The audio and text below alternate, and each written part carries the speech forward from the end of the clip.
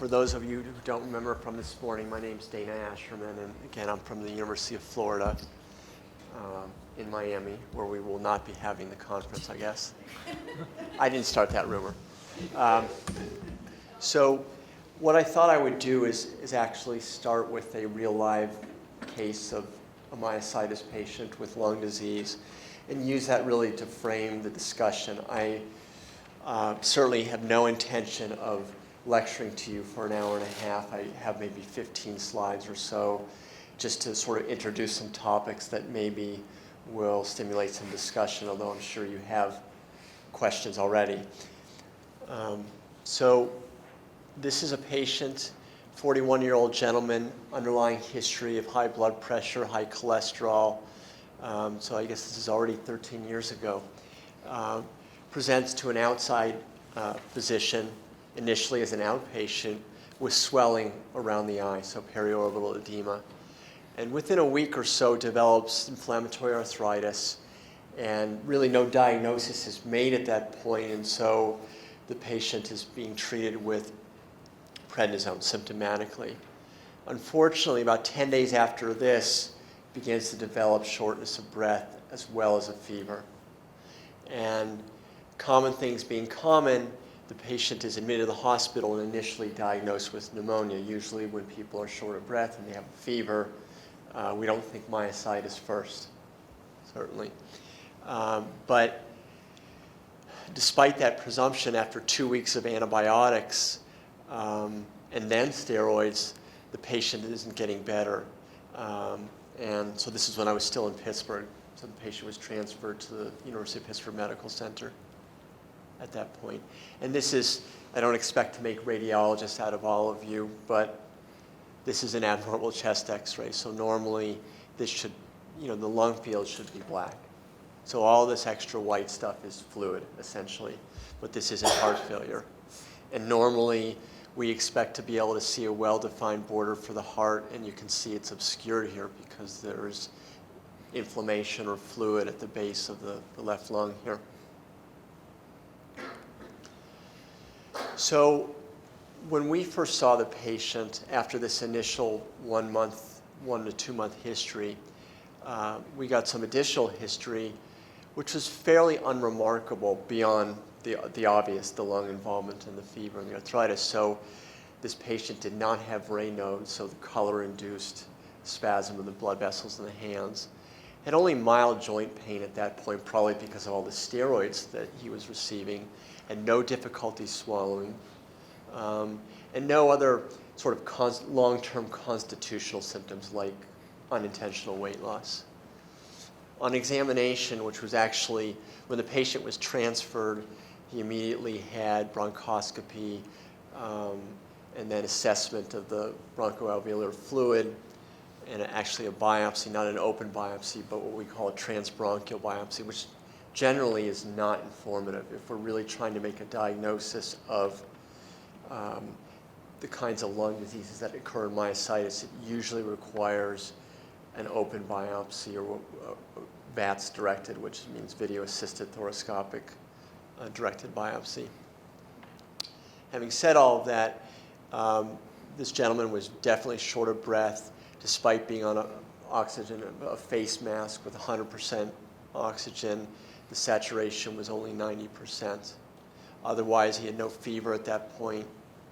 He did have sort of what we call an erythematous rash, or red patches over the skin, but none of the classic rashes which we might associate with dermatomyositis. So no heliotrope rash around the eye, no Gotrin signs, which is sort of the scaly papules over the surface of joints. On his lung exam, he had very abnormal sounding lungs with diffuse rows, sort of crackles, no overt inflammation in the joints, and actually, for as much as we could assess at that point, normal muscle strength. So this is not someone who came in and presented with weakness. The laboratory studies showed a modest elevation of the white blood cell count, but not striking. Normal red blood cell count, normal hemoglobin, normal kidney function. The ANA blood test was negative, so the anti-nuclear antibody was negative. There was elevation, however, the muscle enzyme CPK was at 657, as you can see.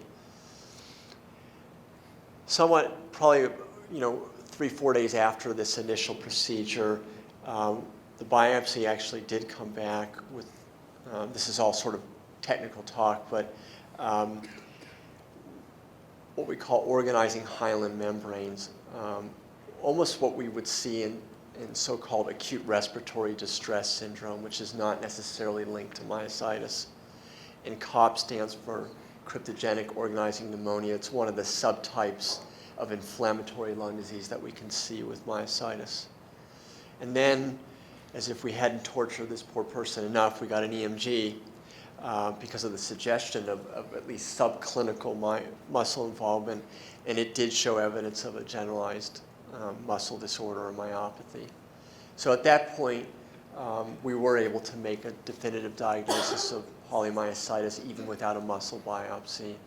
And somewhat after the fact, the blood test results came back with evidence of the Jo-1 antibody, which is the most common antibody actually in all myositis subsets, but particularly in those with lung disease. This is the one you're going to see most commonly. And part of the anti-synthetase syndrome, which really, by definition, you have to have one of these antibodies, either Jo-1 or one of the less common ones in this family, and then usually at least 2 other clinical features that we see in this syndrome, whether it's lung disease, arthritis, Reno's, fever, or so-called mechanics hands. I'll show you a picture in a moment. So at this point, with a more definitive diagnosis, we intensify the treatment, high-dose corticosteroids, and then what at the time was actually a fairly novel approach in this disease. The patient received tacrolimus, which is a anti-metabolite or anti-inflammatory agent that really we stole from the transplant doctors. Many of the medications that we now use in myositis or in rheumatology in general, they're not really new medicines. They may be new for us and for these kinds of conditions, but in this case, this is a medicine that had been around for a while, but not in rheumatology circles. The initial course was somewhat rocky. So the patient developed pneumomediastinum, which is, you have to be a Latin expert to understand all this, but basically it's air in the chest cavity where it shouldn't be, so not just in the lungs, but in the tissue surrounding the lungs. And it's an unusual complication, but can occur. But the patient somewhat miraculously escaped having to go on the ventilator, so was not intubated. And within a few weeks, actually, was able to get off oxygen. The patients, over the course of the next few months, the prednisone was tapered, but the patient was maintained on tacrolimus as sort of a baseline immune-suppressing regimen to keep the condition at bay. So this was a good outcome, at least considering the starting point for this patient. But I think that this case illustrates a number of things, at least in interstitial lung disease, that can be associated with myositis. And one of those is sometimes the difficulty in making the diagnosis, especially if it's someone who does not have known myositis. It's one thing if somebody has a diagnosis and then becomes short of breath. I think we would already have a strong clinical suspicion, but this is someone who presented with predominantly pulmonary problems, and that's not so uncommon, at least in the anti-synthetase syndrome. So what I want to do just briefly from here is outline some of the different types of lung involvement. So when we say lung disease in myositis, it's not all inflammation or interstitial lung disease. There are a number of different pulmonary complications that we can encounter, that you can encounter.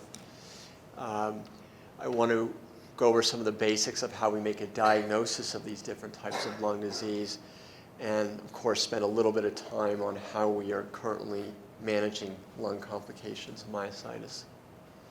So I think conceptually the way that I think about the lung in myositis is that there are so-called extrinsic causes of lung dysfunction, which are non-inflammatory. and then more of the intrinsic, meaning the lung tissue itself is involved as in the form of interstitial lung disease. But again, I want to touch on this because these are issues that, if not directly responsible for some of the pulmonary dysfunction, can certainly be negative contributory factors. So obviously in a condition that involves weakness of skeletal muscle, the muscles of respiration can also be involved in severe cases, which means that people with that severity of muscle disease have trouble fully expanding the lungs. So that is what we call hypoventilation. Because of effects on the swallowing musculature in the esophagus, patients with myositis may be at risk of aspiration. So things that belong in the stomach end up in the lung. It's not a good thing. It sets up sort of a chemical inflammation or a chemical pneumonitis. And that is also more common than I think many people realize. There's always the risk of infection, particularly if someone's already on immune suppressing medications.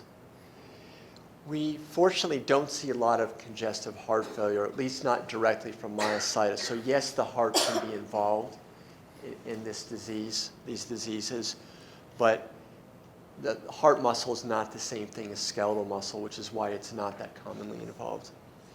And then pulmonary hypertension, which is, as it suggests, is elevated pressures in the blood circulation of the lungs. It usually occurs as a secondary complication in patients who have had long-standing lung disease. So what can happen is if over time not enough oxygen is delivered to the lungs, the blood vessels actually compensate and they constrict. But that means that the right side of the heart is now pushing against a column of blood that has to go through a narrower tube. So it increases the pressure, increases the strain on the right side of the heart. And that's what pulmonary hypertension is. Bless you. So, most of what we're going to talk about is really not in this category, but I think I would be remiss if I didn't at least outline some of those factors, which really do, as I said, play more of a role than we sometimes consider. Okay, so what's the meat of this? At least 30% of patients with myositis, and IIM encompasses both dermato and polymyositis, at least 30% have interstitial lung disease. So the lung, even apart from all the extrinsic complications, the lung is the most commonly involved extramuscular organ. So outside of muscle, you're going to see more lung disease than any other organ system. If you take patients with myositis and lung disease, 50 to 75% will actually have an antibody against Jo1. And if you actually include the other so-called anti-synthetase antibodies, it's 75%.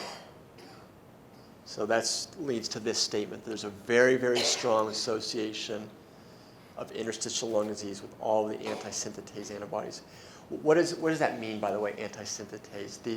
The target of these antibodies are enzymes that are in everybody's body. They're important in protein synthesis, and they're called tRNA synthetases. And so for reasons which we still don't fully understand, some of them become targets of the immune system and are associated with this clinical syndrome. This is probably one of the most important points, not so much for rheumatologists to recognize, but other specialties. So the lung disease can actually precede muscle involvement, and as in the case that I presented to you. And so you have to have some index of suspicion as a physician, and it's hard when there's no other overt features of this syndrome. It's important, obviously, because it contributes not only to quality of life, but length of life. So the 5-year survival of patients with interstitial lung disease, and these are averages because there's a spectrum of severity in interstitial lung disease, is about 70%. Whereas if you take patients with myositis who don't have lung involvement, it's 85 to 90% 5-year survival. So it definitely has a negative impact. I don't think I have to tell anyone in this room that that's true. And so the take-home message from this slide basically is that there's not necessarily any correlation between the extent or severity of other organ involvement, some muscle or skin, and the activity of lung disease. So we always, as a physician and you as the patient, have to be wary that the lung sort of has a mind of its own and can be active even if the rest of your disease is fairly quiescent. So what are the symptoms? You could tell me probably better than I can list up here, but certainly shortness of breath, usually without a productive cough, so it's usually a dry cough unless there's supernose infection. Some subtle things, so we talk about clubbing, which is change in the shape and morphology of the nail bed, which usually doesn't occur in the setting of myositis lung disease and more commonly seen in other forms of pulmonary fibrosis, including so-called idiopathic pulmonary fibrosis. So we can use that as a clinical clue sometimes to try and subset the type of lung disease. Usually the lining of the lung, or the pleura, is not involved as it is in other autoimmune diseases like lupus. But the bottom line is that there's a huge spectrum of presentation ranging from completely asymptomatic. I can't tell you how many patients I have seen who have had radiographically documented lung disease, sometimes totally by chance. Someone's getting an abdominal CAT scan, they catch the base of the lungs, and it's noted that there's some inflammation or scarring with no pulmonary symptoms. But it can be chronic or and very slowly progressive or very acute and severe. And so sometimes we see patients who seemingly have stable disease, known lung disease, and then all of a sudden something triggers a change and the disease accelerates. And right now we really have no way of predicting in whom that's going to occur or when that's going to occur. So that's a big limitation right now in terms of our state of knowledge. And one of the things that drives the search for so-called biomarkers, you heard me mention that this morning, looking for blood markers of various types that might help us predict.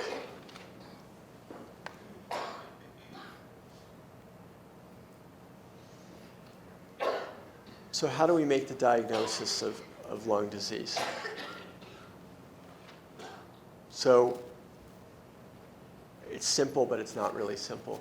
The most important thing, actually, is on the part of the physicians is clinical suspicion. So we have to know when to suspect lung disease, and that's more of an issue, again, when someone doesn't have an established diagnosis of myositis.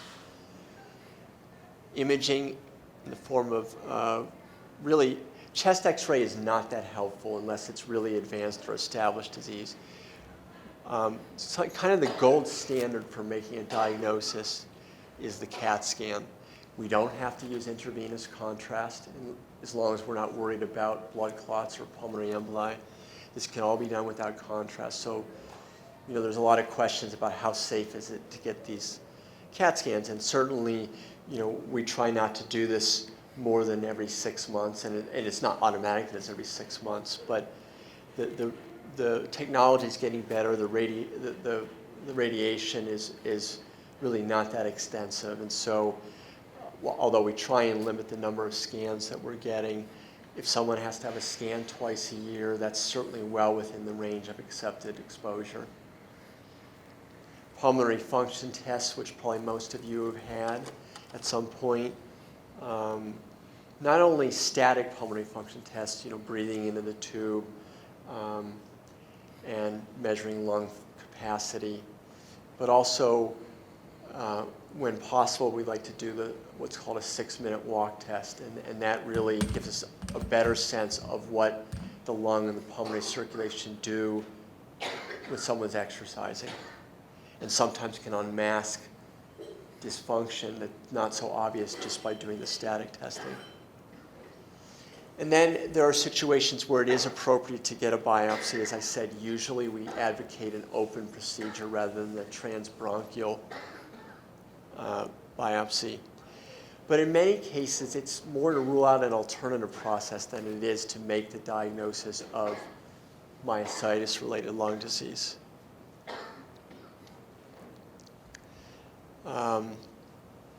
So what would we be trying to rule out? We're talking about infection mainly, or uncommon processes, malignancy, things like that.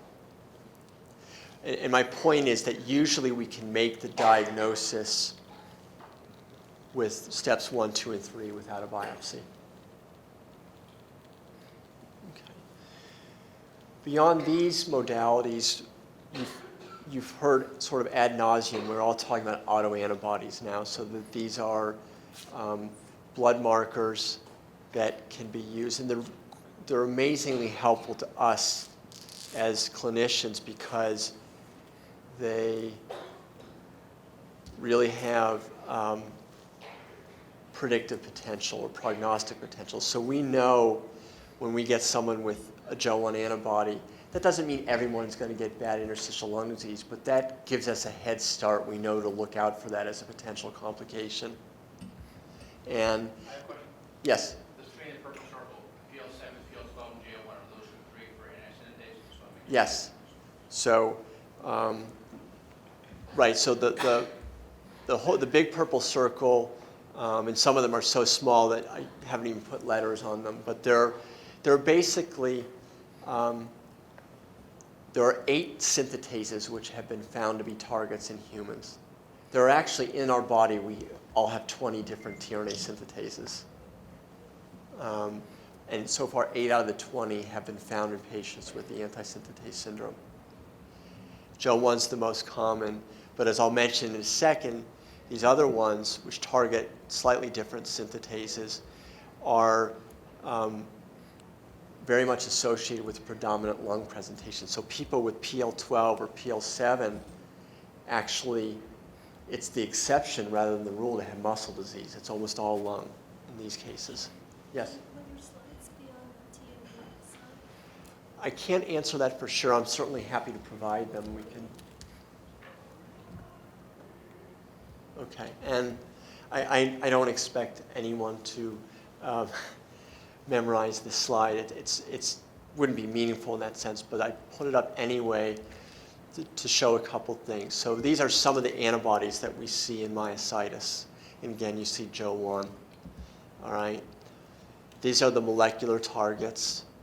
These are sort of the clinical subsets of patients: dermatomyositis, juvenile dermatomyositis, polymyositis, where we most commonly see the antibodies. But as we're learning, this distinction between poly and dermatomyositis may be more artificial than we would like to think. And what I mean by that is that you see that, for example, in patients with JO1 antibodies, that can occur in either poly or dermatomyositis.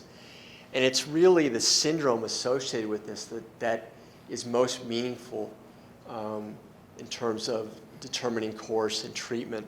So having JO1 antibody, regardless of whether or not you have the rash of dermatomyositis or not, lets us know that we need to look out for interstitial lung disease, arthritis, Raynaud's, mechanics, hands. So it's like the syndrome trumps the individual subset of polymyositis or dermatomyositis. But I highlight 3 of these just because all of these antibodies are associated with very characteristic clinical phenotypes or clinical syndromes. And you can see that several of them involve interstitial lung disease. Okay, just a little bit more on the antisynthetase syndrome. I mean, this partly because this is the most commonly found autoantibody in all comers with myositis, and especially in those with lung disease. But it's also, this is a big part of the research that I do, is focusing on this molecule. But again, here are the other 7 that have been identified thus far. And if you look at their prevalence, you can see that all the other 7, you add them up, and they're still not going to occur as frequently as JO1. But collectively, they, again, define this anti-synthetase syndrome. This would be the full syndrome: fever, myositis, arthritis, Raynaud's, mechanic's hands, which is this cracking or fissuring, and lung disease. But within this syndrome, the relative predominance of one feature or another can vary depending upon the autoantibody. And again, the example is PL7 or PL12, predominant lung, whereas JO1 is both lung and muscle. And I put this up. It should be obvious, within medical circles what these connections are, but the truth is that we are still trying to educate other specialties about these diseases, in particular pulmonary medicine. And I think to the credit of pulmonologists and their societies, they are now increasingly aware that not all interstitial lung disease is idiopathic pulmonary fibrosis, that they know now, not all of them, but they know to look for underlying autoimmune tendencies such as myositis. Okay, so perhaps most interest to you, how do we manage various forms of lung disease? So the bad news is everything that we know about managing lung disease is on this one slide for the most part. But the good news is this is more information than would have been on the slide 10 years ago. And I think that there's more active research in this area. So, yeah. The one that says AZA, okay, I had a little flare up a little bit because something else. So you're saying that, I can't say AZT. Azathioprine. Okay, that will help. Or Imurin. Okay. That will help my lungs and my It could. So we use it for both the muscle and the lung components. Okay, what's the side effect? So all of these medications, there's no such thing as a medication without side effect, but basically with that particular medicine, and we can go into more detail when we sort of do our questions, but it's actually pretty well tolerated, but we look at suppression of white blood cell counts, so risk of infection is the biggest one, which is really true for all of our immune suppressing medications. I know you told me to take calcium because of that. Well, he probably told you to take calcium because of the steroid, because the steroids cause premature bone loss or osteoporosis. So I just briefly want to make the point that even when the primary problem is interstitial lung disease, we have to look out for these other comorbidities. So reflux, heartburn, except that it may not be manifest as heartburn. So a lot of people,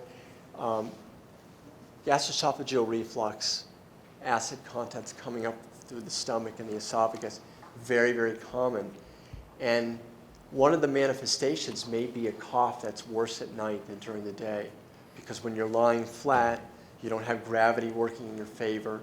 It's easier for acid to come up through the stomach and the esophagus. Where's it going to go? Unfortunately, sometimes it goes down the trachea and into the lungs. So we have to actively manage that, or at least look out for it, even if someone doesn't come in and say, I've got really bad heartburn, because that's not always the case. What's that? So there are medications to limit acid production, omeprazole, Prilosec, but it's really lifestyle modifications. So it's avoiding foods that trigger acid production, alcohol, unfortunately caffeine, which means coffee, chocolate, all the good stuff. Doesn't mean you can never have this stuff, but limiting that because it stimulates acid production. Maybe the most important thing is that we always tell our patients is you should leave at least 3 hours between the time you last eat or drink in the evening when you lie down to go to bed. Because anything that's retained in your stomach and hasn't moved through when you go to sleep and lie down has the potential to come back up again. pulmonary hypertension. As I said, that's not a common complication, but we have to look for it. So the way we screen for that usually is between the pulmonary function test and echocardiogram or ultrasound of the heart. And we always, always have to be wary of infection. There's just no way around that. Even without the medications that we use, having underlying lung disease is a risk factor for infection. But if you add on top of that all of these medications that we commonly employ in the treatment of interstitial lung disease, it's really, it's a little bit like playing roulette. But this is still a necessary evil. So steroids are the mainstay of therapy, at least initially. We do everything that we can to treat the disease aggressively up front, but then find ways of ultimately tapering steroids. So that's really, one of the main reasons why we use all these other medications, usually alone. It's not to suggest that we'd use all three of these at once. These medications not only help better control the disease, but ultimately they serve as sort of a steroid-sparing strategy. If we can get the disease under control on a combination of steroids and one of these other agents, then we have a better chance of tapering off the steroid and maintaining that improvement by continuing these immune-suppressing or immune-modulating medications. This is CellCept, by the way. So, yeah, I apologize for that. So the generic name is mycophenolate mofetil. Okay. What's the chemical name for CellCept? Pardon me? The chemical name for CellCept? The chemical name for CellCept. So mycophenolate, exactly. It's mycophenolate mofetil. So let me ask you this. Between the CellCept and the adenosine, I can't pronounce it. Azothine? Are those two both good, or what's the difference? Are they both? So this is a great question, and one I think we maybe want to table for a couple minutes, although I'll give you my initial answer, is that the question is basically, which one of these is best? And the answer is, we've done no head-to-head comparisons. It's all clinical, anecdotal experience. Right now, I generally lead off with CellCept, but I don't want to say I have no basis for doing that, but it's not a ton of data to support that. CellCept and azathioprine have very similar mechanisms of action, but I actually think that CellCept is a bit more potent. And we're finding this in other diseases like lupus as well, where we used to use azathioprine, but now we favor CellCept. But they have similar side effect profiles. And conceptually, they work in very similar ways, although they're not exactly the same. Can you mention some of the side effects of the CellCept? Sure. So CellCept, in the short run, most of the side effects are gastrointestinal. So sometimes when people start CellCept, even though we usually start at low dose, nausea, vomiting, diarrhea, it's usually not severe and usually doesn't require stopping the medication, so that it's almost like the body has to adjust to it. But if people can survive that initial run-in period, usually we can actually go up to the target dose. So fortunately, in most people, it's not a limiting factor in the end, but that's not universally true. There's some people who just simply cannot tolerate this medicine from a GI standpoint.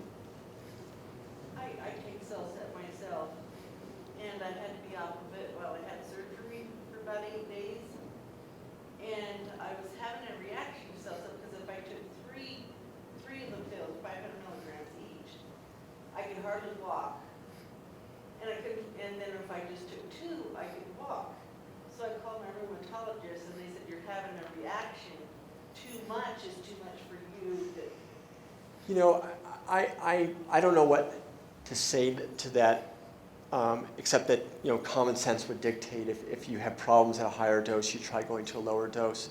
Whether and I'm sure it was due to the medication. I don't know that I would call it a reaction in the sense of an allergic type reaction, but your body doesn't like the high doses, is the bottom line. And there's a lot we know a lot about the pharmacology, but everyone responds to these medicines differently, which is really the way that I want to answer your question about which of these medications is best. One of the reasons we don't have a clear favorite is that people respond to medicine differently, and some of that actually has to do with genetics. So for someone, CellCept may be a better drug than tacrolimus, and the exact opposite could be true for the next person, even with the same disease. I'm sorry. So CellCept will help life your DM, or is just helping your lungs? So in the context of this discussion, I'm referring mostly to its efficacy for lung disease, but it probably helps with muscle. There's not a lot of data. I don't think there's a ton of data in terms of the pure skin involvement, but there's some. So we think that all of these medications, they're not just lung-specific therapies, that they should help balance the management of your disease in general, even if there's muscle or skin. But that's an important point, because I think that we don't want to focus just on one organ. Yes, the lung is very important and ultimately can be the biggest contributor to morbidity or even mortality, but we're trying to find combinations that work for all aspects of the disease. It's not that there's going to be one cure-all medication, but just as an example, if I have someone with lung disease and bad skin disease, I actually might start with tacrolimus because, again, this is anecdotal, my experience and some of my colleagues, but I actually think this works pretty well for skin disease. And in fact, it's still available, though not as commonly used. There's a topical form of tacrolimus. But if you don't have the actual skin, you're not having the skin, you're having the muscle now, because my priority became my lungs, because I went down really fast, and I need a bilateral lung transplant, so tell me eventually, because they're so bad off. They put me on CellCept and prednisone, and I take the back 3 times a week, and that's pretty much it. They haven't done anything, I feel, for my muscle involvement at all. And that's why I was coming here, because I was very surprised how different people are doing this. And it's kind of like, well, you're on CellCept, but then my pulmonologist said that he doesn't think CellCept does anything for my muscle. That my rheumatologist should be doing something else, but she's not doing anything other than just giving me prednisone. So the synopsis for those of you who couldn't hear the question is really, what happens when you're on a medication like CellCept for the lung? Does it do anything for the muscle? Or let's say if it's not doing anything for other aspects of the disease, what can we do? And that's where we think about certain combinations of agents. So I would not use, so as an example, tacrolimus can be used in combination with CellCept. In fact, again, to reiterate an earlier theme, that combination is frequently used in the transplant arena to prevent organ rejection. And by using them in combination, we can often get away with lower doses because they work synergistically and work together. So, and although there's not a lot of data, we might combine CellCept with a so-called biologic agent like rituximab. So I think in your particular situation, there's no simple answer, which is why your rheumatologist hasn't automatically put you on something else. But I think there should be a search for combinations which address all aspects of the disease. Just her blood work should also tell her rheumatologist what's up or down, for her muscles. See, I can CellCept for my muscles, my heart, my lungs, and everything. But my blood work will tell my rheumatologist, okay, this ain't working or this is. Right. Well, the blood test can be helpful but not perfect. So that, a CPK of 800 in and of itself doesn't bother me if someone's not experiencing weakness. Okay. I'm not saying it's normal necessarily, but we don't want to treat just a number. Conversely, and this is particularly true in dermatomyositis, people with very active muscle disease may have relatively normal muscle enzyme levels. So you're absolutely right. It's helpful as a guide. It's as good as we've got in some cases. Well, it also depends But on it's- how much blood work you do. Like mine does a whole, not just, a little bit thing. I mean, they do check everything. It does, I know that it's tricky. The numbers sometimes don't add up, they can be perfect and you're not perfect at all. That's why we have to listen to you. Yes, and that's why, because I have that thing where my rheumatologist got, I think, to the point to where she looks at me, she says, well, you look so much better, because I do, because I don't look like I used to, because I'm doing better in my lungs, but I'm not doing better in the rest of the other stuff. One of the, this doesn't directly address your question, but one of the reasons that I like rheumatology as a field, and I think that probably many of my colleagues would say the same thing, is that because it's not an organ-based specialty, that we really have to deal with the whole person. And I think what you are pointing out is that sometimes we become so focused on a particular organ that we might lose sight of what's going on as a whole. Yes. And it's easy for me to sit up here and say that. That's certainly the ideal, but sometimes the situation dictates the next move. So if you have a flare in your lungs and we know that's the thing that's the most threat to you, that's what we're going to focus on. Right. So let me I think I have only a couple more slides and then we can do all questions. I just have a simple question. Okay. Is there another name for the tacrolimus? Yes, Prograf or FK506 are the other two. Mine was Imuran. I was just talking Yeah, about I'll fix this slide. It's not user friendly, I guess. So particularly in patients who are on a combination of steroids with one of these other agents, we usually will, depending upon allergies, put someone on either Bactrim or Dapsone to prevent a particular infection with an organism called Myositis, which as we weaken the immune system with our medications, you're more prone to opportunistic infection, in particular with this organism, which is sort of in a class by itself. It's not like a routine bacterial pneumonia. But taking Bactrim 3 times a week or Dapsone once a day can be life-saving, just because it prevents the infection from occurring. some doctors do the back every day. It's better than, it has to be switched to. I'm not aware of any data that shows that every day is better than 3 times a week. Usually for prophylactic purposes, 3 times a week is fine. Now, if someone's being actively treated for Myositis, then it has to be given every day. And Does that mean low dose of PS? actually means double strength. So it's a double strength tablet, which is actually the strength that's usually used in clinical practice. I don't see single strength being used much. So, and then I think as patients stabilize, at some reasonable interval, whether it's 6 months or a year, depending upon the clinical situation and symptoms, we have to continue to screen for some of these secondary complications. We do pulmonary function tests because we need objective measures on whether or not lung function is improving. So we can do the scans, we can see pictures, that's valuable, but ultimately we want to know, is the lung function responding to treatment? So this is more of a functional test. This is a picture. And then again, the echocardiogram would be to screen for pulmonary artery hypertension. Okay, so what do we need, at least in my opinion, in the future as we go forward to better address some of these issues? So certainly, we're going to do this better as physicians if we work together between specialties. And I've listed rheumatology and pulmonary medicine, but certainly other specialties as well. So we need to take a so-called multidisciplinary approach.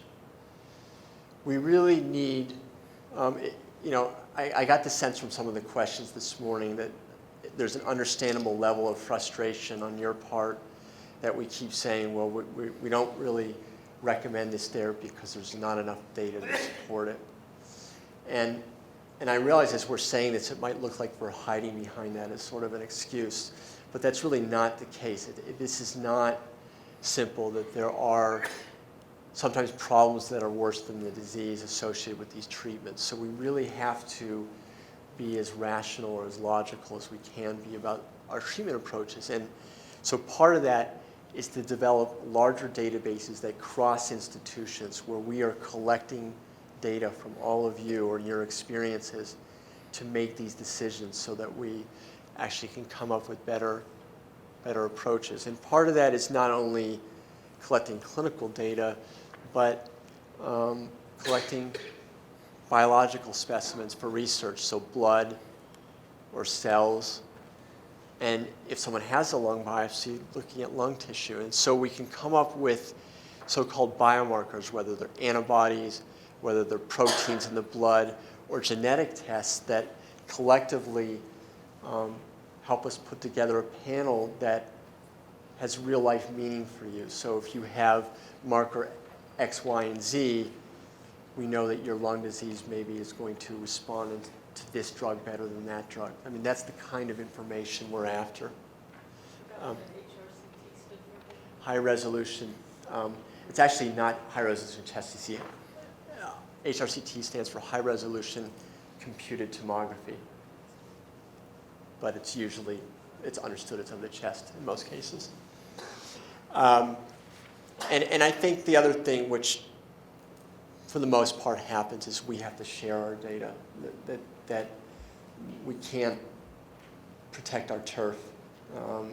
To really move forward in this area, it has to be sort of open data access. Why do they do that? Why do people not like to share? Because if, research is competitive and people want to publish and get credit for things, and well, not the kind of money you're talking about, like from farm, but many of us, I'll be honest. I mean, a lot of the way that I support my salary is because of my research, and if I'm not getting research grants, then I could be out of a job. And I don't mean to suggest that I'm doing this, but that I'm hoarding data, but I'm just explaining to you that you're like, well, how can anyone ever do that? But that's part of the reason people are, it's survival instinct among the I'm sorry, do we have a choice as a patient to tell our doctor to share it with? If they do a muscle biopsy. So it's a good question. It's usually in reverse. So when you sign an informed consent document, most of the time, because to protect your confidentiality, there will be clauses about not sharing the data. Although we're changing that now, and if it's made anonymous, basically, then your data can be shared. But that has to specifically be put in these informed consent documents, and you should ask about that if but the reality is that if you're just getting your treatment under routine clinical care, not as part of a research protocol, you're not signing these it's not informed consent. But there are restrictions on us as the physicians and the researchers on what data we can share and how we can share it. So there are some administrative hoops that we have to jump through, but it has to be done, because otherwise we're not going to make the progress that we need to make. So this is the last slide, and then we'll just do questions. So lung disease is common in myositis. It can involve the lung tissue itself in the form of interstitial lung disease, or be due to one of these extrinsic causes, dysphagia, infection, etc. Particularly in individuals who don't have overt muscle disease or arthritis, we, as rheumatologists, have to be savvy in terms of looking for more subtle features of these syndromes so that we can make earlier diagnoses. And this part, it actually applies not just to rheumatology, but perhaps more to other specialties that might see a patient before we do if it's predominantly a lung problem. As part of this process, we need to use all the help that we can. So looking at autoantibodies, imaging, and where appropriate, get biopsies. the mainstays of treatment now generally steroids plus one of these other agents, and then weaning of reducing the dose of steroids. And then we've just discussed this, that there's a real need for sharing of data, not only between disciplines, but also between institutions.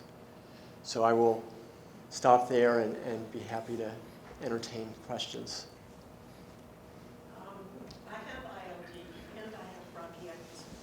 It was diagnosed shortly afterwards. And I'm not sure that the doctor has ever said it one way or the other, but my sort of non-professional assumption was that since I have weakened proximal muscles and my bronchial tubes are muscles, that they are just affected by the myositis. And that's just tough luck, and we're trying to treat the myositis, but you know, like you said, those drugs that are being used for the muscle disease are also hopefully helping the lungs, although in my case, I'm not really seeing much lung. So let me try and add to that a little bit. So for those of you who don't know what bronchiectasis is, technically it's not interstitial lung disease, it's disease of the airways, and structurally they become dilated and kind of floppy. So normally in all of us, the way that these airways are supposed to work is we're supposed to move mucus up and down to get rid of irritants and things like that. In bronchiectasis, the airways can actually either get dilated or constricted, but they're abnormal, and so this clearance mechanism is impaired. And so the problem with bronchiectasis usually is chronic or recurrent infection. So in someone with bronchiectasis, if you have a flare, it may not be inflammation of the lungs in the form of the interstitial disease, it could be an infection. So it's a really vexing problem because on the one hand, we're giving you these medications, these immune suppressing medications to try and control your disease, but we're weakening your immune system at the same time, and now you have a structural problem in your airways that's making you prone to infection. So it's really a balance. But in terms of the relationship between muscle disease and bronchiectasis, the type of muscle that surrounds airways is actually smooth muscle, which is different than skeletal muscle, so that it probably, you didn't get bronchiectasis because of myositis, because of the muscle involvement. It's just that sometimes when there's unchecked inflammation from interstitial disease, it spreads, involves the airways, and as they get scarred or, you know, as I said, or get floppy, then you develop bronchiectasis. But none of the medicines that we use to treat myositis are going to directly treat the muscle part of the airway. Pardon me? Is there any treatment For bronchiectasis? No. I mean, honestly, that in a way it's a form of scarring. It's not fibrosis. That's different. But once the airways are structurally damaged, we don't have medicines that are known to repair the airways. I use the vest. Yeah. I So use the vest, right. so that, you know. So they're mechanical things you can do to assist, and it's just like, you know, the analogy is actually patients with cystic fibrosis. You know, they have trouble clearing secretions, and they get plugs of mucus, which can happen in bronchiectasis. And so these vests basically help. It's a form of chest physical therapy, basically, to help mobilize and keep things coming up instead of staying down and promoting infection. But in terms of, you know, a medical cure for that, unfortunately, no. And that's potentially one of the indications for transplant, because you basically need new lung tissue. So just like me, just mine's totally scarred. It's irreversible. But I don't have it, because I don't cough like she does. Well, I have pulmonary fibrosis, I know that for a fact, and I've seen those, that pretty cool DVD where they show you your lungs are not doing very well.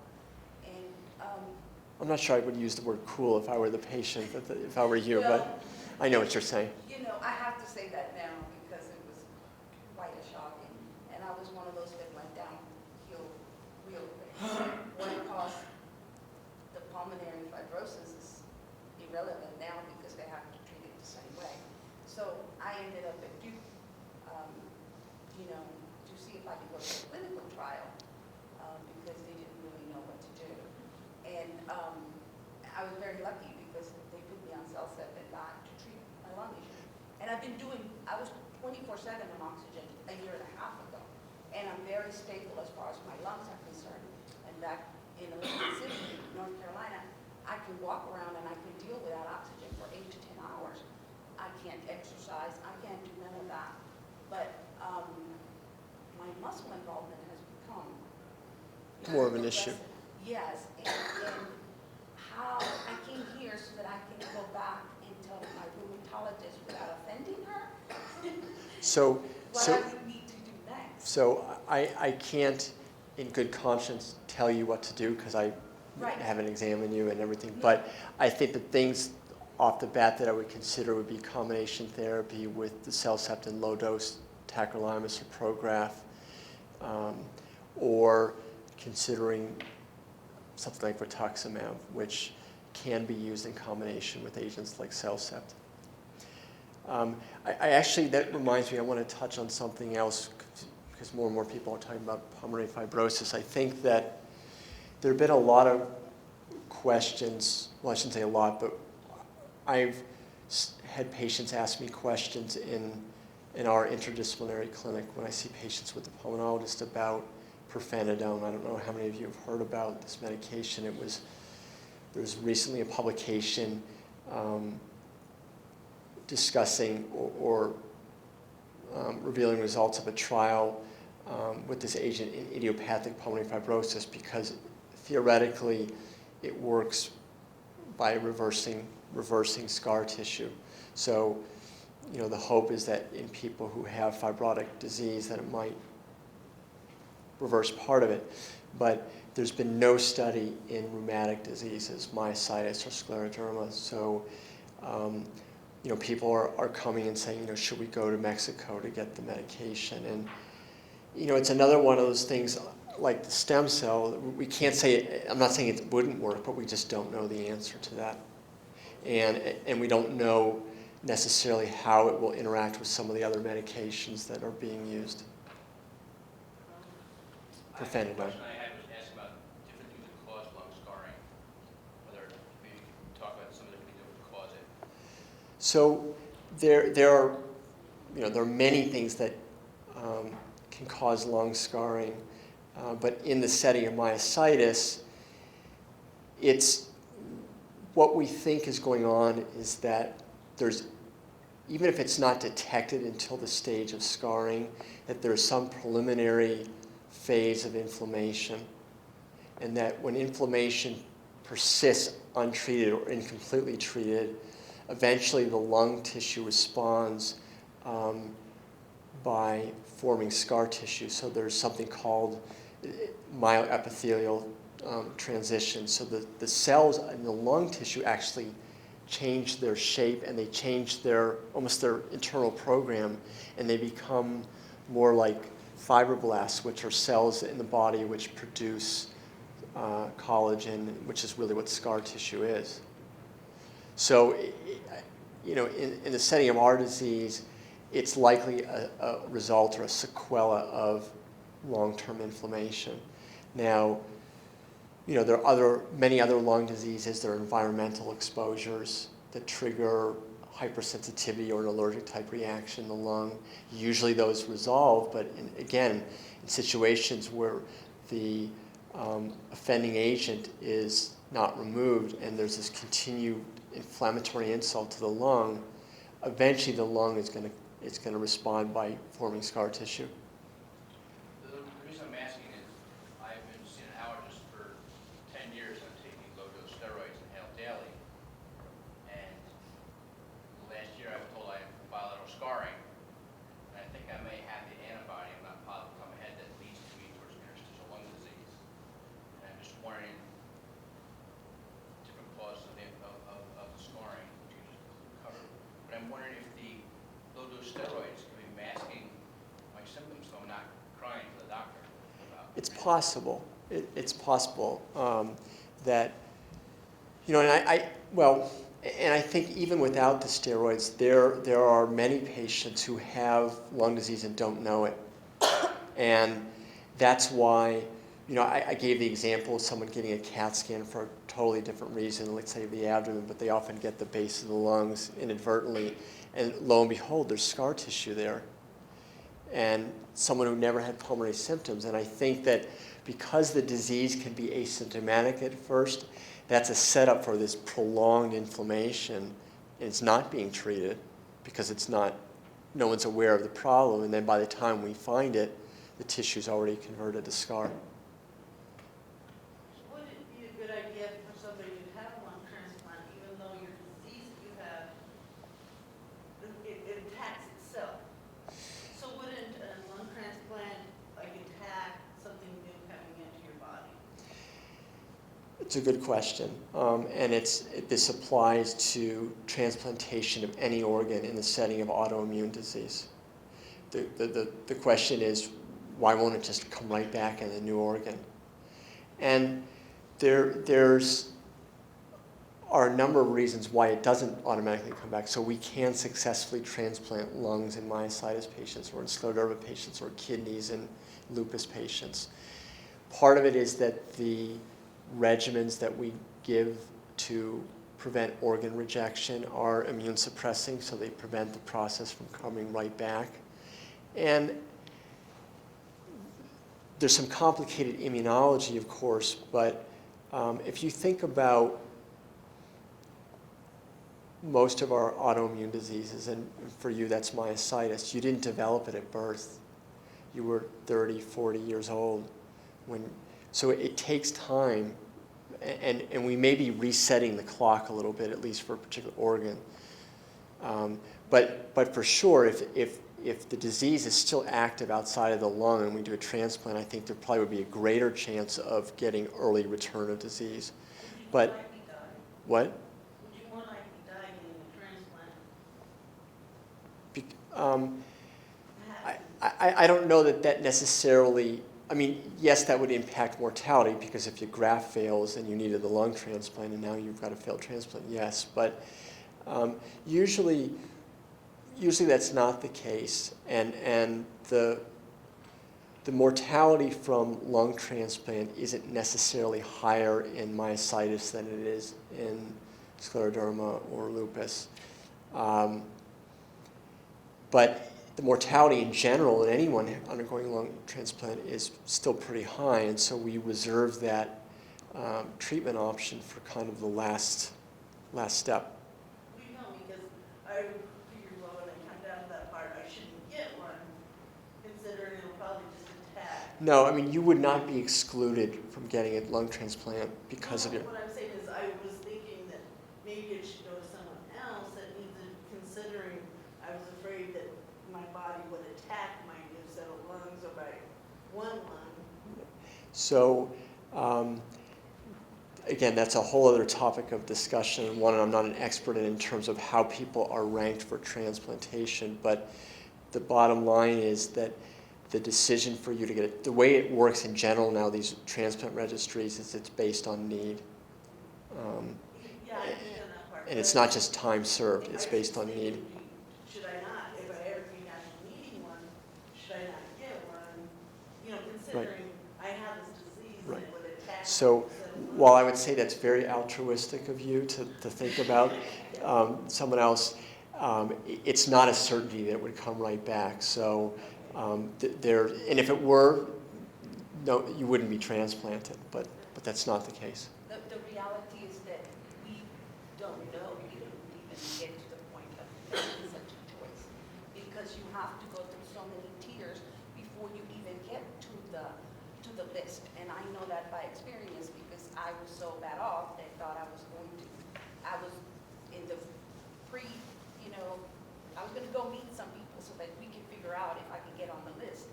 And the reality is that you have to jump through so many hoops. You have to your weight is an issue, your family is an issue. They don't give these lungs or these organs to just anybody. It is luck. It is an enormous amount of work on your part, and it is a lot of luck. So, us getting to that point, I would think if I would get to that point, I would surely take it if they wanted to give it to me, because It would just depend. But it's a hard place to get to. It is not that easy. It is, you know, you have to be very realistic. So my view of that was that I was going to do everything that I could to stretch those 5 years that they told me you're going to need a bilateral transplant in 5 years. And I said, okay, no. How about 20? How about 25? What do I need to do to stretch these lungs that I Right, have well, for a very long time? And I mean, that's the bottom line message, is that we really try to prevent people from getting to the stage where they need a transplant. But again, the answer to your question is that no transplant center would give you an organ if they felt that you didn't have a chance of retaining the organ. So they could fill in like maybe the myositis would not attack. Right. They would think that way through.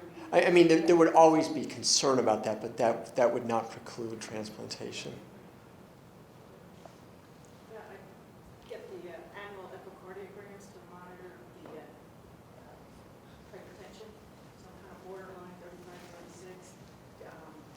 When they did this, the first term, they did find I had a patent foramen ovale, which I could have had, I guess, since I grew up. I would have thought I would Yeah. have heart murmurs, but I don't know if it's part of the disease or did I always have that.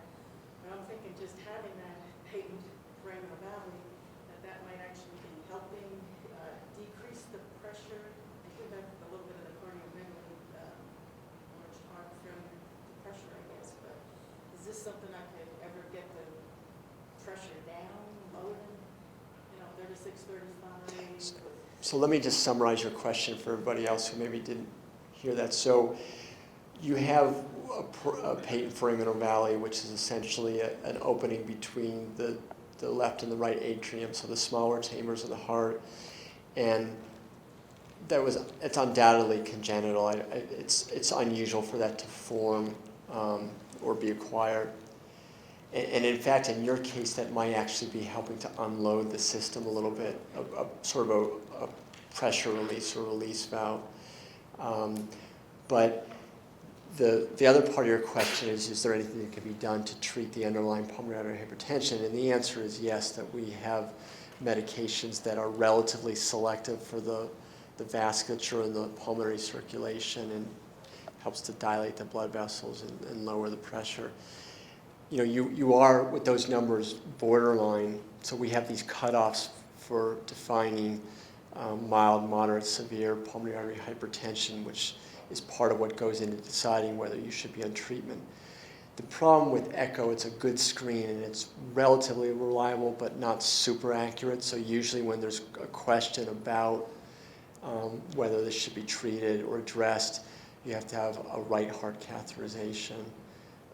So it's like a cardiac catheterization, but they go into the right side of the chambers and they can more directly measure pressures, because when we measure pressures by echo, it's a physics equation. It's an indirect measurement. They're not really directly measuring the pressure. It has to do with flow across the valves and things like that. Do they wait till it gets to like 40 before doing it? It's a judgment call. I mean, I think if you've been stable at that level for several years, it might be reasonable to watch and wait.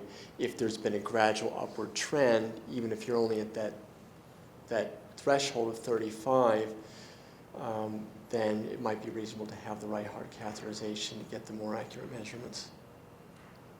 I just want to add, because I do have the pulmonary hypertension. If they, in order for her insurance, if she has insurance, in order to get the medication, if they determine that it is there, the insurance requires them to do the cardio cath. Yeah, I mean, And then they'll let it's a good point. I mean, it's one of those practical realities that many of the medications are expensive. It's for this problem as well, and it has to be accurately documented. But it's not just for insurance purposes. I mean, for your care, it should be accurately documented as well. Does that affect your blood pressure? It actually, not directly, because we're talking about elevated pressures on the right side of the heart due to changes in the pulmonary circulation, but not the systemic circulation. If anything, if it's untreated or unrecognized, pulmonary hypertension can lead to low systemic blood pressure, because as the heart would fail. It's not going to be pumping as effectively. Initially, that's on the right side, but it can eventually involve the left side. So pulmonary artery hypertension is not directly related to systemic hypertension. I have very low blood pressure, I'd say that's the only good thing that I have, and a very fast heart rate.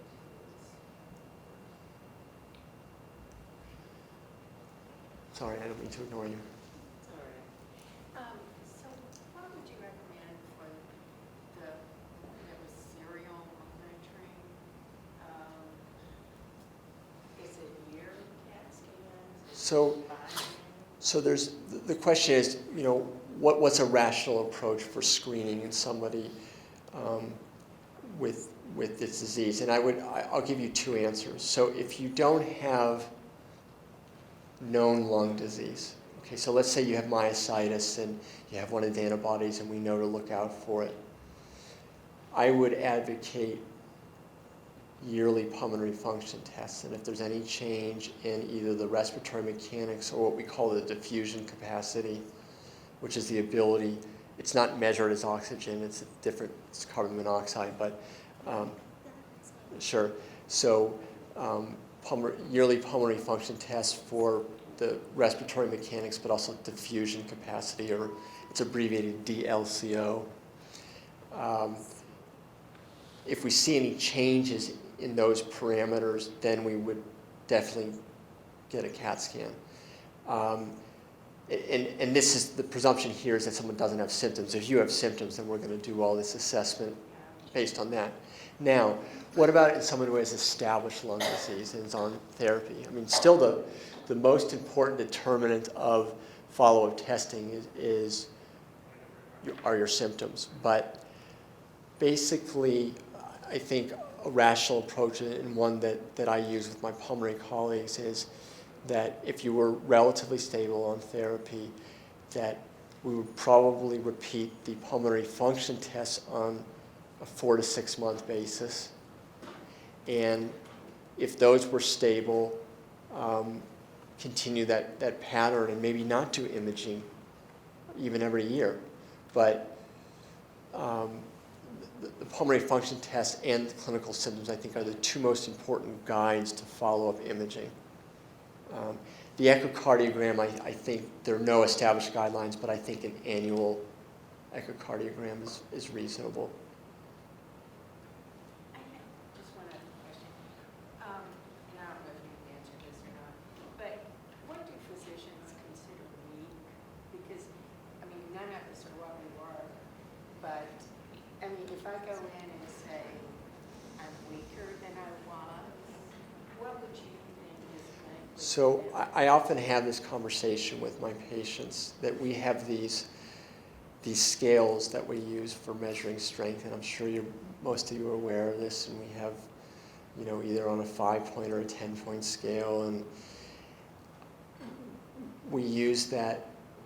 You know, that's really more of a research tool in a lot of ways, but the bottom line, and I say this to my patients, is that you are the best judge of how your strength is compared to your baseline. So yes, I mean, as we get older, there's going to be a change, even normally, in most people anyway, in terms of our strength, but you're going to have the best sense of what you can and can't do and how that compares to 6 months ago or a year ago.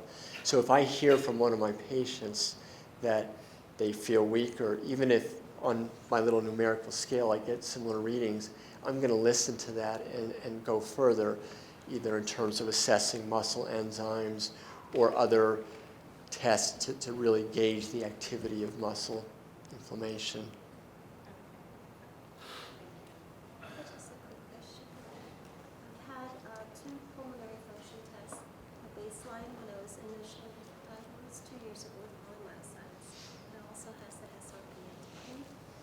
But say, just like about 2 weeks ago, I had a bad cold and woke up over the weekend with this inability to bring up the phlegm, and that kind of scared me in terms of, is this just viral or is this something known with the lung function? I called my rheumatologist. This is why I think I was scared because I'm very descriptive, but he wanted me to be seen. Turns out, of course, it was a viral, and I was on albuterol and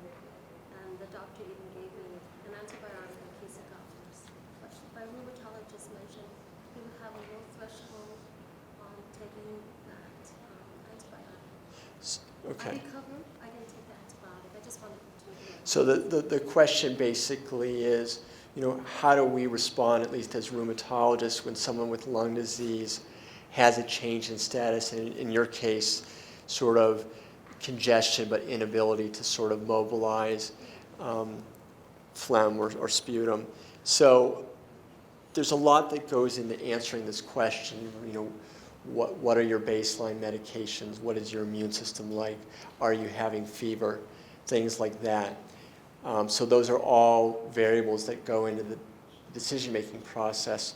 But I think what your rheumatologist was saying is that given that you have an underlying disease that negatively impacts your lungs, and given, I don't know what medicines you're on, but so you're on immune suppressing medication, so your risk for bacterial infection is different than someone who doesn't have all that.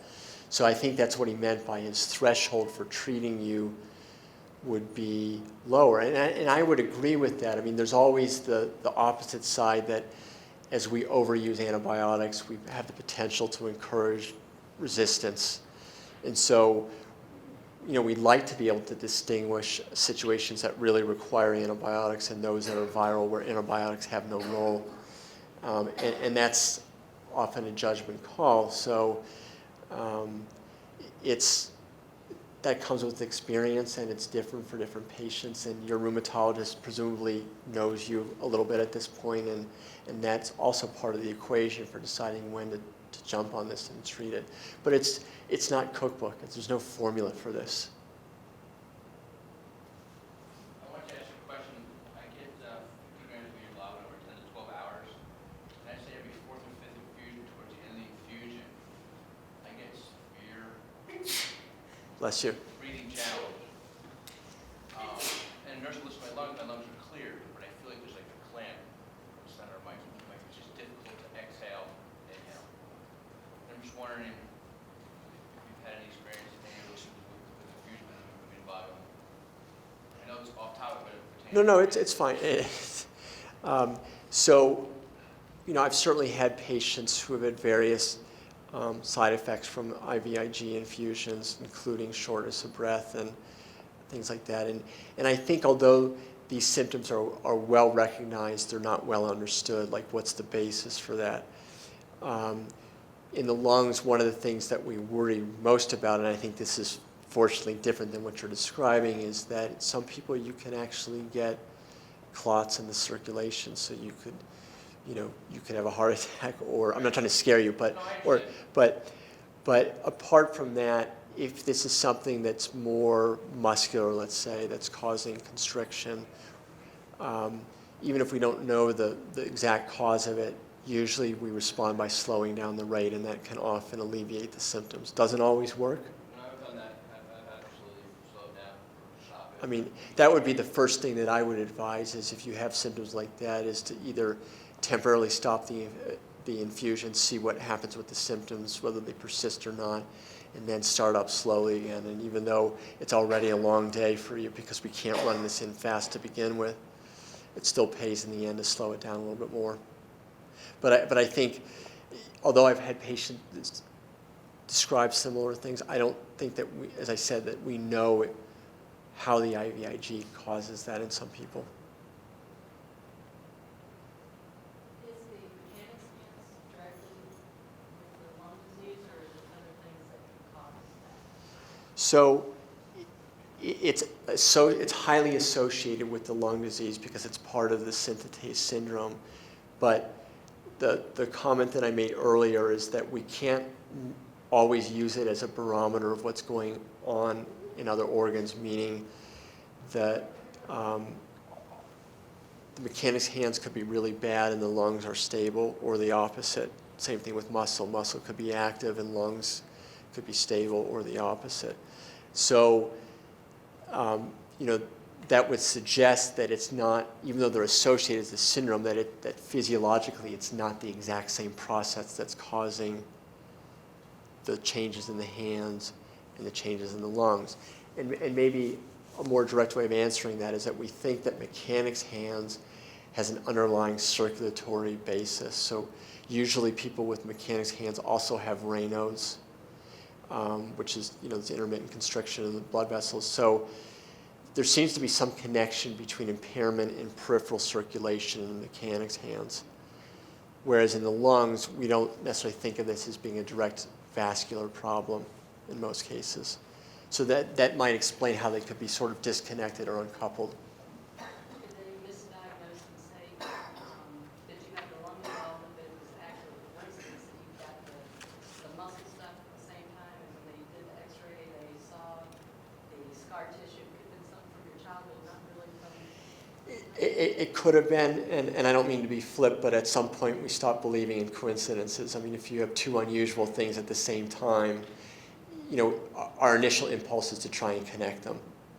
It's certainly possible, but if I have, if one of my myositis patients has changes detected on a CAT scan even without symptoms, we're going to look for other potential causes, but the likelihood is that they're connected. And I think that's one of the things that these autoantibodies like Jo-1 antibody tell us. Could that be false if they say you don't have that? Could you really have it? Or Don't have what? the Jo-1? So not everyone with the anti-synthetase syndrome has Jo-1 antibodies. So it can be, a negative Jo-1 antibody doesn't rule out this syndrome. It could be that you have one of these less common anti-synthetase antibodies, and many of them are not available through commercial labs, so we can't test for all of them, even the ones that we know have been linked with a similar syndrome. So the short answer is a negative test for Jo-1 very much does not rule out the synthetase syndrome. I'm sorry, so if you have lung involvement, you must have the... No. So the statistics suggest that of those patients with myositis and lung involvement, about 3/4 will have an antibody against Jo-1 and one of the other synthetases, but that still leaves 1/4. And I think I showed you that diagram before, that there are a couple of other antibodies which are also associated with lung disease. Bless you. So it's common, that's the most common connection with the lung disease, but it's not exclusive. I don't know if I heard them, they never told me. We have about 10 minutes. Okay. before we probably have to wrap. You indicated infection is one of the things that you really have to watch out for. And a couple of the things that I mentioned tell you not to go in the swimming pool or because you get infection. And we learned at a meeting that some of the DM patients said hot pools is what's really saved them the past year. So it's a little bit confusing whether they should go do that. And if he gets some kind of infection and you're on that low dose Bactrim and allergic to penicillin, what would the first choice of treatment be for antibiotics? Or the next choice, because You mean- obviously can't use Bactrim. Right, so there are certain pulmonary infections which have been associated with, being in hot tubs and water, and not pneumocystis, but Pseudomonas is probably the biggest offending agent. And actually, Bactrim doesn't really prophylax against that anyway.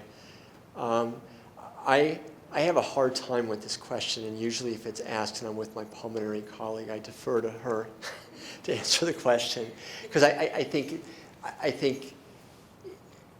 it's not a simple yes or no question. I think that some people really do feel better, and it's not to say that if you have one of these diseases that you should never set foot in a hot tub. My bias would be that a chlorinated body of water would be a little safer, but right. So you can't win, right? But I guess from what I know, I don't prohibit my patients from doing that. But I'll be honest, I don't really know what the right answer is. One pulmonologist, when I traveled, just gives me a Z-Pack if I needed it, if I got sick when I was away from home. I haven't needed to use it, but Well, I think the way that my pulmonologist and my rheumatologist, it depends, if you have consistently get sick. If it's easy for you to catch a cold and such things, I would guess that I would be apprehensive to your immune system is suppressed. But at the beginning, I was scared too. I stayed at home, because I was afraid to catch a cold and don't be around little kids and, all these things because they go through your mind. But once if you're stabilized, you kind of use common sense. Is it an accredited pool? Is it clean? Is it your backyard? Some kiss the bride at the wedding. Yeah. Germ factory. Yeah, it's kind of the way I look. I don't get in a hot tub, like, a place where there's gonna be like too many people, but, you have to use kind of like your own judgment, because I like, keep thinking that's it, and it's single dose what they do, but the only one, I keep thinking I really haven't gotten sick over the 5 years at all. I won't argue with that, but, Yeah. all right, I think that probably we should end this session for now. I know that I need to get a drink of water because I'm going to do this again in a few minutes.